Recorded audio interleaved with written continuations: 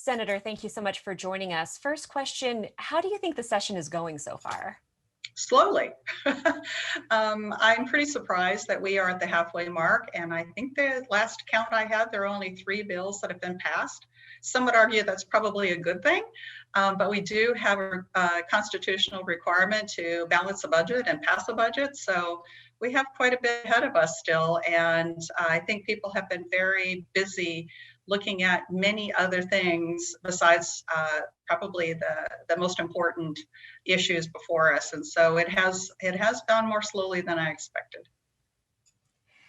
One of the issues before the legislature is the constitutional amendment on lawmakers being able to call themselves back into session. One of the concerns that was brought up is that would result eventually in a de facto full-time legislature. Is putting sideboards on that, making sure that lawmakers have to specify topics ahead of time, like the governor does, is that the right move? I believe so. And I inherently agree that we should have the opportunity. We're one of the few states that cannot call ourselves back in under extraordinary circumstances and probably should have that ability. But I think strong sideboards or sidebars on it is important. I think if you do allow for all of us to call ourselves in for anything at any time, then you are going to make us a full-time citizen legislature. And there tends to be more mischief if you do that.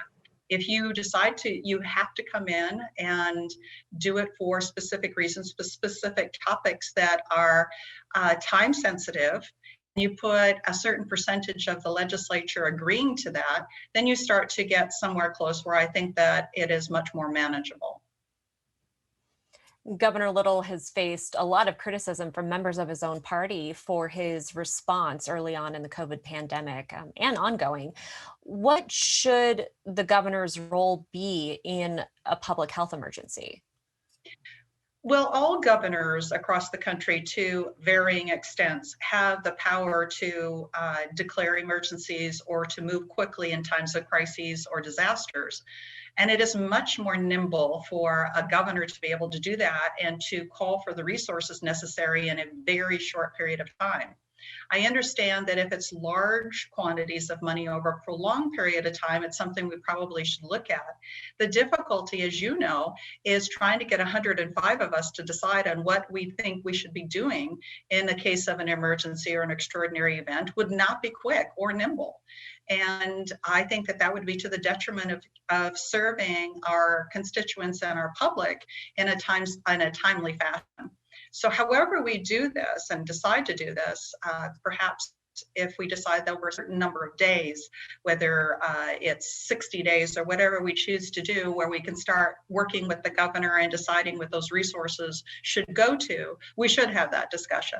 But for us to take the lead and in the event of an emergency be the ones that think that we're going to do this in a quick fashion in an extraordinary emergency or disaster, I think is just not realizing how laborious and cumbersome making a legislature come to a quick decision really is. What are your budget priorities this year? Our budget priorities have been the same for the last couple of years, particularly with the growth that we're seeing coming into the state, and that has accelerated rapidly in this last year. Everybody has decided that they want to live with us from other places, and it's a beautiful state to be in.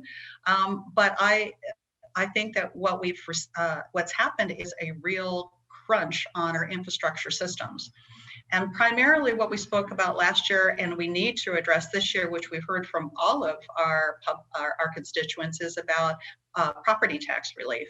And yet I don't see much in the way of property tax relief coming forward. And we have had strong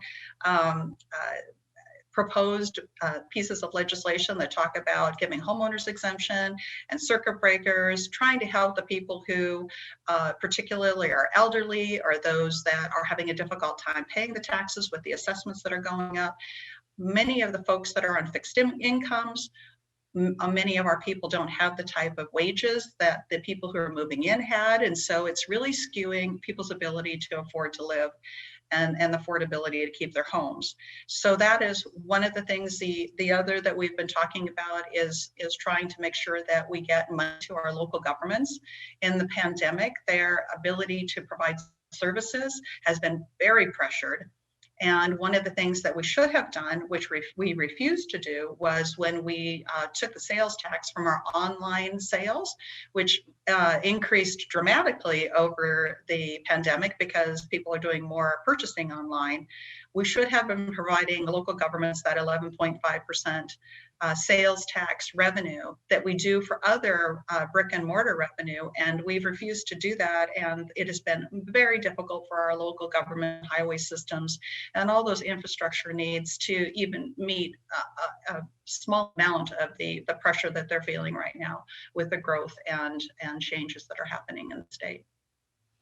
Let's talk a little bit more about the property tax proposals. Can you walk me through the specifics of it and how much it would cost? Well, unfortunately am not starting any, or we haven't started much on the Senate side because those sorts of revenues almost always start in the House. And so the various proposals I've seen have been, there's more than one, and so I speak to specific numbers. I do know that I disagree with that House bill that just came out that's talking about tax relief, because we are sitting on, all told, almost $1 billion worth of assets and revenues that we should be putting towards infrastructure, highway systems, healthcare, schools, higher education, and they're talking about giving out tax relief instead of property tax relief, just tax breaks, and that really is going to actually increase taxes to people who earn under $50,000 a year, and to many families, larger families. And I just think if we have to be talking more strategically about where we give that relief. And so some of that would be grocery tax relief, like I said, the homeowners exemption, and circuit breaker. And we'd have to come at it in these small bites, because one thing is not going to give protection or relief to people. It'll be a cluster of ideas and legislation that help have the most impact for the greatest amount of Idahoans. You mentioned grocery taxes. Some House Republicans want to see that grocery tax eliminated. So if that hit the Senate floor, would you support it? It depends on the language. We have to understand that sales are both sales tax actually and grocery taxes are paid by everybody who comes through the state and helps us build our revenue base to provide services. So it isn't just the local people, it's anybody who's traveling through, and everybody pays a piece into our sales tax or our grocery tax. I do want to try to give relief to those that have the lower economics, to come up with a formula where we give some relief. There's talk probably not giving total relief, just because, again, that is a large price tag for right now. And so it would really depend on the language. I would do something that's modified, and that's probably not wholesale. I think right now we need to be careful about how we manage the resources that we have acquired, so that we know what to put it into. Again, I speak to infrastructure and that sort of thing. As we move out of the pandemic, we're going to have to make sure that we understand what that new future looks like, and plan. And I like to plan more long term and not from one election cycle to the next. So but I would entertain it. I just would have to see the language of the bill. Over the past several months, we've seen heated protests, both at government buildings and at people's private homes. Should the legislature be doing more to tone down the public discourse, turn down the temperature on some of this rhetoric? I personally believe that the legislature sets the example for the civility and the protocols that we wish to see around us, and the people, the example we give to the people who we represent. I don't think you get very far being violent or destructive. People do have a right to demonstrate and have a say, but if they trespass, then we have very strong trespass laws, and they should be understand that there is a public space and a private space. I think that if you end up being so incredibly angry and too forceful, it tends not to help the dialogue or coming to some kind of agreement about how we can do better jobs going forward. I really strongly believe in a respectful civil process. I think the legislature should be setting that example. One last question. So far, multiple staffers and 2 senators have tested positive for COVID that we know of. Should the legislature be stepping up its mitigation efforts?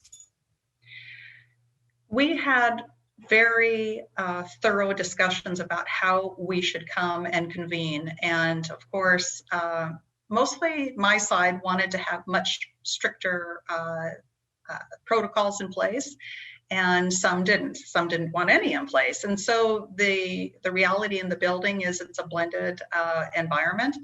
But I have to say that the state Senate has done a really good job of making sure that we have as much of a purification process, and all of we Democrats wear the masks, and so do some of the Republicans. We try to give each other space.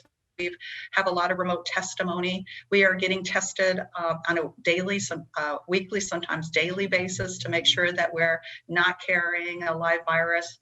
So to the extent that we are allowed, some of us would have preferred a delayed or a remote session, but not being provided. We are doing everything we possibly can do to keep ourselves safe and to make sure that we are not inadvertently carrying COVID to our neighbors, to our seatmates.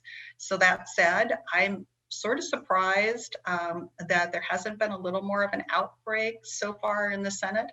But when we do, we've been very proactive about how to manage it. And I think this is just going to be how we will have to navigate for the rest of the session. Senate Minority Leader Michelle Stennett, thank you so much for your time. Thank you for the opportunity. Good to see you, Melissa.